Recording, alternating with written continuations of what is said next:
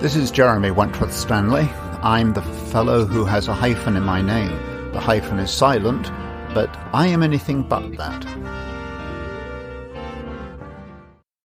This episode of the Kleenex Factor is brought to you by Respectonomics. My name is Jeremy Wentworth-Stanley. I am your voice of Respectonomics. And today we're going to be talking about and addressing who is the stethoscope of the corporation. Now, one might think of the corporation as a human body. We've done that all the way through the Kleenex Factor. The Kleenex Factor represents the idea that the information that flows to the top is all designed to be cleaned and sanitized and may not be fully revealing the issues that are lurking beneath the surface. This part of the message is looking at a corporation in the same way we've been looking at the human body. And when we look at the human body, one of the things we do experience is we will have a doctor look at us, and predictably, doctor pulls out a stethoscope. So the question is, who is the stethoscope of the corporation? Now, very quickly, we would say, well, the stethoscope of the corporation would be the leaders, the managers, the analysts looking to see how the corporation is functioning and listening to all the moving parts. And there's a certain degree of truth in that. But the ultimate stethoscope is the one that is held by the customer. The customer holds the stethoscope to the corporation. And this is what we want to explore, is the relationship between the customer, the stethoscope, if you will, and the corporation. When we look at a stethoscope, there are one or two things we need to think about. One is who's doing the listening. Well, to state the obvious in this case, the answer is, well, it's the customer who's listening. But let's take a look at what the customer's listening to. The customer has the stethoscope holding it up to the corporate body. Now, before we go any further, recognize this one truth, that in every business, regardless of size, spread, scope, magnanimity, anything you can think of, the truth of the matter is that at the beginning of the corporation and at the end of the corporation is a living human being. And one thing we should probably emphasize here is that this series is called the Living Asset series, and we are very mindful that the customer is the vital asset to the corporation. I'm afraid we see instances where the customer is treated possibly robotically and possibly as an inconvenience. Oh, I'm being bothered by a customer today. A customer is a prime asset. It's what's called in Latin the sine qua non, which means without which we would not be. So let's emphasize the living asset is the living customer. Now, this customer has the stethoscope in his or her hand, and let's take a look at what happens when the stethoscope is applied to the human body. The first thing is there is no covering. There's different ways of saying that, but basically the shirt has been removed. The stethoscope is now absolutely indelibly upon the flesh. It's very much of a moment. The stethoscope doesn't stay there day in, day out. It's there for the moment. It's very specific. And when the doctor is taking that reading, all other considerations have been set aside.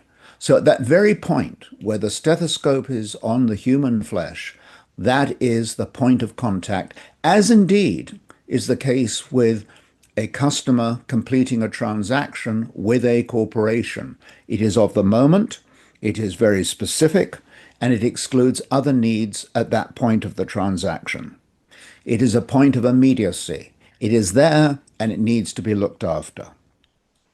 And the fascinating thing is that when we have this stethoscope and the doctor's reading us around and so on, nearly all of us will say when the doctor sets aside the stethoscope, we say, "What are you hearing?" Of course, we want to hear that it's a smooth, rhythmical pulse. There's no gurgles or splurgles. But as we hear that, as we ask that question, we address the doctor in a way that we have a great deal of confidence in the answer that he will or she will give. This is very important because one of the questions we need to be asking of the customer is, what are you hearing? It's at the moment of the transaction, it's happening at the time, and we need to be able to say, so what are you hearing? And what do we want the customer to hear? We want to hear, just like in our own lives, we want to hear a stable pulse. We want to hear one that seems to be full of energy. We want to see one that's recurring. You don't really want a heartbeat that says or gives the idea that it's about to stop. And in a corporate life, one of the things we need to do is to be able to say, this is a recurring offering. We're here now, we're going to be here tomorrow. We'll be here in daytime, we'll be here in nighttime. So the heart, in a way, represents a very valuable concept of how we want to, how the corporate body is going to be serving the customer in the future. But here's the next question. Where is the heart of the corporation? I mean, after all, when the doctor takes your pulse or reads with a stethoscope, he doesn't put it on your elbow, he doesn't put it on your forehead, he puts it by your heart. So when the customer is looking at the heart of the corporation, where is the customer placing the stethoscope? On the heart. What is the heart of the corporation? The employee.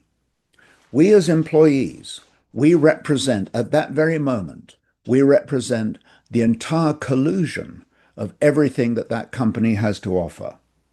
We might even go one step further and think about this, that at that very point of reading the heart, we recognize that the corporation is a collusion, again, of body, mind, and spirit.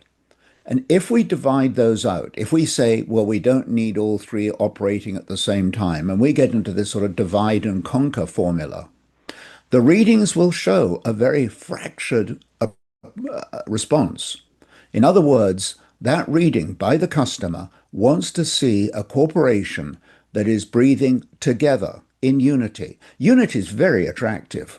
And if you have that unity of body and mind and spirit, which is, of course, all to do with the way in which the leadership respects the individual and the not only respects the individual, but the what you'd call the components of the individual. Every human being is this body, mind, and spirit, body, mind, and soul, body, mind, and inner character, however you care to define it. But when we bring these three together, that is when we get the heart working most effectively, and that is what the customer reads with the stethoscope. So when we say to the customer, what are you hearing? You want the answer to be, I'm hearing stability, I'm hearing harmony, I'm hearing unity, I'm hearing energy, I'm hearing consistency, I'm hearing reliability, I'm hearing a hope for the future. That is what we want to project as corporations to the customer. Now, if it's true that this transaction is taking place between, in this case, between the customer and the employee, then it also raises the possibility that the employee can put a stethoscope on the customer and ask the question, how are you feeling? How do you feel about our services? How do you feel about our products? But that stethoscope is a sort of two-way street. Yes, the customer's reading the corporation, but there's no reason why the employee should not also be taking a reading of the customer. Now, most employees are doing that naturally anyway. They hear the comments coming back and forth. They hear the people who are very pleased or the people who are dissatisfied. But employees at the front line, so whether you're a flight attendant or a technician, server, gas pump attendant, whatever you are, you will have a very clear idea of what that customer is feeling, what the customer's preferences are, whether the customer is satisfied, and whether the customer is going to come back. And these are all very valuable insights into the relationship that a corporation will have with the customer base. And here's the point. In my own life, 51 years, it was a rare, if ever, time when I was consulted as to what customers were thinking, customers were wanting. If we pay attention to what the customer wants, which is so self-evident truth, if we're going to pay attention to what the customer wants, what the customer's all about, then the natural line of approach would be to go to the front line and ask them, what are you hearing? But in order for the customer to be heard, it's also important for the employee to be heard. There's great symmetry. When we treat employees in one way, they will be the ones who treat the customer in the same way. If we are abusive to an employee, the employee will be abusive to the customer. It's what you might call the law of the jungle.